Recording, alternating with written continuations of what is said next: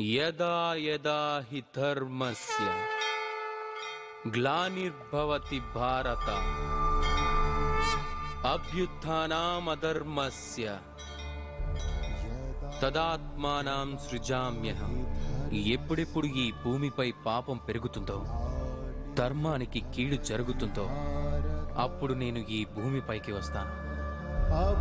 ఇది మీ అందరికీ తెలుసు. కానీ మీరెప్పుడైనా ఆలోచించారా ఎందుకు ఈ భూమిపై మానవ రూపంలో అవతరిస్తానని? ఎందుకు నేను మనిషి రూపంలో మీ మధ్య ఉంటానో ఈ రోజు వివరిస్తాను. లోకంలో పాపం అలాగే పుణ్యం సమతూకంగా నడుస్తూ ఉంటాయి. కానీ పాపం ఎప్పుడైతే తన పరిమితి దాటిపోతుందో నేను ప్రవేశించాల్సి ఉంటుంది. కారణం ఏమిటంటే మీరు నన్ను రమ్మని పిలుస్తారు. ఆలోచించద్దాం. నేను మీలోనే కొలువై ఉంటాను. కేవలం మీరు మీలో కొలువై ఉన్న పరమాత్ముణ్ణి పిలుస్తూ ఉంటారు. అందుకే నేను రావాల్సి ఉంటుంది మీకు నిజం తెలపటానికి. సర్వశక్తులు మీలోనే దాగున్నాయని. కానీ మీరేం చేస్తారు?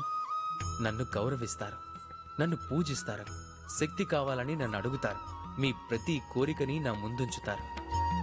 మీ భక్తి వల్ల నాకు ఎటువంటి సమస్య లేదు. నా సమస్య అంతా కేవలం మీ భావనతోనే. మిమ్మల్ని బలహీనపరిచే భావన. పరమాత్ముణ్ణి ఆరాధించండి. అలానే మీలోని ఉన్న ఆత్మని కూడా నమ్మండి. ఎందుకంటే ఈ లోకంలో మీరు చెయ్యలేని కార్యం అంటూ ఏదీ లేదు. ప్రతి నరుల్లోనూ నారాయణుడుంటాడు, ప్రతి నారిలోనూ లక్ష్మీదేవి. మీలో ఉన్న నారాయణుణ్ణి గుర్తించండి. అలాగే ఈ కాలచక్రాన్ని మార్చండి. నేను చాలా సంతోషిస్తాను. నేను అవతరించటంలో ఉన్న అసలైన ప్రయోజనం మీకు అర్థమైందని. మీలోని శంకను తొలగించి శంకరుడిగా మారిపోండి. లేదంటే మీరు బండరాయితో సమానం. రాధాకృష్ణ.